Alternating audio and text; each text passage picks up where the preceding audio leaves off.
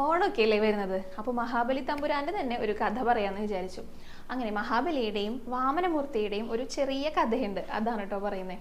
നമ്മളെല്ലാവരും കേട്ടിട്ടുണ്ട് മഹാബലിയെ വാമനമൂർത്തി പാതാളത്തിലേക്കാണ് ചവിട്ടി താഴ്ത്തിയതെന്ന്. ശരിക്കും സുതലം എന്ന പേരുള്ള ഒരു സ്ഥലത്തേക്കാണ് കേട്ടോ.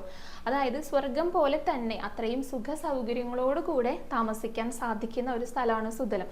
സ്വർഗത്തിലുള്ളവർക്ക് പോലും ഇങ്ങോട്ട് വന്ന് താമസിക്കാൻ ആഗ്രഹമുണ്ടെന്ന്. അത്രയും എന്താ പറയുക, സമൃദ്ധമായിട്ടുള്ള അത്രയും ഭംഗിയാർന്നിട്ടുള്ള സുഖമായിട്ട് താമസിക്കുന്ന ഒരു സ്ഥലത്താണ് ഈ വാമനമൂർത്തി മഹാബലി തമ്പുരാനെ കൊണ്ടുവന്ന് താമസിപ്പിച്ചിരിക്കുന്നത്. അപ്പോൾ ആ ഒരു സമയത്ത് രാവണൻ ഇത് കേൾക്കുകയാണ് കേട്ടോ.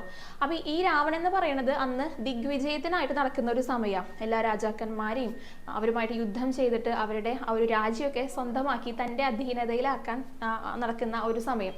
അപ്പോഴാണ് ഈ മഹാബലി തമ്പുരാനെ കുറിച്ച് കേൾക്കുന്നത്. അപ്പോൾ അങ്ങോട്ടേക്ക് പോകാം, കാരണം സ്വർഗത്തിലുള്ളവർക്ക് പോലും വന്ന് താമസിക്കാൻ സാധിക്കുന്ന ഇഷ്ടപ്പെടുന്ന ഒരിടാണല്ലോ. അപ്പോൾ എന്തായാലും തനിക്കതൊരു മുതൽക്കൂട്ടാവെന്ന് വിചാരിച്ചിട്ട് അങ്ങോട്ടേക്ക് പോകുകയാണ് തൻ്റെ പുഷ്പക വിമാനത്തിൽ 10 തലയും 20 കൈകളൊക്കെ ആയിട്ട്.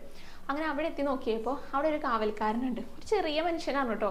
കയ്യിലാണെങ്കിൽ വലിയൊരു കാവൽക്കാരൻ്റെ ദണ്ഡ പിടിച്ചിരിക്കുന്നത്. ആരുമില്ല, നമ്മുടെ വാമനമൂർത്തിയാണ് കാവൽ നിൽക്കണതേ. അങ്ങനെ കണ്ടപ്പോൾ തന്നെ ചോദിച്ചു, നീ ആരാ, എന്തിനാ വന്നതെന്ന് ചോദിച്ചു. അപ്പോൾ പറഞ്ഞു, ഞാൻ രാവണനാണെന്ന് പറഞ്ഞു. ഈ 10 തല വെച്ചിട്ടും ഇദ്ദേഹത്തിന് ഇത് കണ്ടുപിടിക്കാൻ പറ്റിയില്ലേ. അപ്പോൾ തന്നെ ഒരു മുഷിച്ചിലൊക്കെ ഉണ്ടായിട്ടോ രാവണനെ. എന്നിട്ട് പറഞ്ഞു, ഞാൻ മഹാബലിയെ കാണാൻ വേണ്ടി വന്നതാണ് എന്ന് പറഞ്ഞു. അപ്പോൾ മഹാബലിയോ, മഹാബലി തമ്പുരാൻ തന്നെ പറയണം എന്ന് പറഞ്ഞു കേട്ടോ ഈ വാമനമൂർത്തി. അത് കേട്ടപ്പോൾ പിന്നെ ദേഷ്യം സഹിക്കാനൊന്നും പറ്റണില്ല. തമ്പുരാൻ എന്നൊക്കെ വിളിക്കാൻ പറഞ്ഞിരിക്കണേ. താനാണ് ഏറ്റവും വലിയ തമ്പുരാൻ എന്നാണ് രാവണന്റെ ഭാവം. അപ്പോൾ പറഞ്ഞു, ഞാൻ വന്നിരിക്കണതേ മഹാബലിയായിട്ട് യുദ്ധം ചെയ്യാനാണ്. എന്നിട്ട് ഈ രാജ്യം കയ്യിൽ ഒതുക്കാൻ വേണ്ടിയിട്ട് കൊണ്ടുപോകാൻ വേണ്ടിയിട്ടാണ് ഞാൻ വന്നിരിക്കണത് എന്ന് പറഞ്ഞു. അത് കേട്ടപ്പോൾ പറഞ്ഞു, ആദ്യം ഈ കാവൽക്കാരനോടൊന്ന് യുദ്ധം ചെയ്യൂ, വാമനമൂർത്തി പറയാം, എന്നിട്ടാവാം രാജാവിൻ്റെ അടുത്ത് എന്ന് പറഞ്ഞു. അതും കൂടി കേട്ടപ്പോൾ പിന്നെ ദേഷ്യം സഹിക്കാൻ പറ്റിയില്ല കേട്ടോ രാവണനെ. എന്താ അതിക്രമിച്ച് കയറാന്നൊക്കെ പറയില്ലേ, അങ്ങനെ കയറാൻ വേണ്ടി തുനിഞ്ഞതും വാമനമൂർത്തി എന്ത് ചെയ്തു, തൻ്റെ കാലിലെ ആ തള്ളവിരൽ കൊണ്ട് ഒറ്റത്തട്ട വെച്ച് കൊടുത്തു രാവണനെ. രാവണൻ വേഗം പുഷ്പക വിമാനം ഒന്നും വേണ്ട കേട്ടോ, വേഗം തന്നെ പറന്നിട്ട് ലങ്കയുടെ ആ പടിവാതിക്കൽ വന്നിട്ട് പൊതോം എന്ന് പറഞ്ഞിട്ട് അങ്ങോട്ട് വീണു.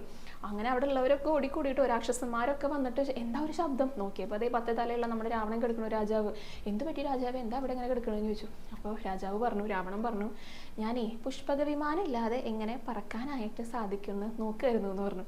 അങ്ങനെ വാമനമൂർത്തി എന്ന് പറയുന്നത് നമ്മുടെ മഹാബലി തമ്പുരാനെ സംരക്ഷിച്ചുകൊണ്ട് നിൽക്കുന്ന ഒരു വാമനമൂർത്തിയാണ്. അതാണ് ഇവർ രണ്ടുപേരുടെയും ഒരു കുഞ്ഞു കഥയായിട്ട് പറയുന്നത് കേട്ടോ.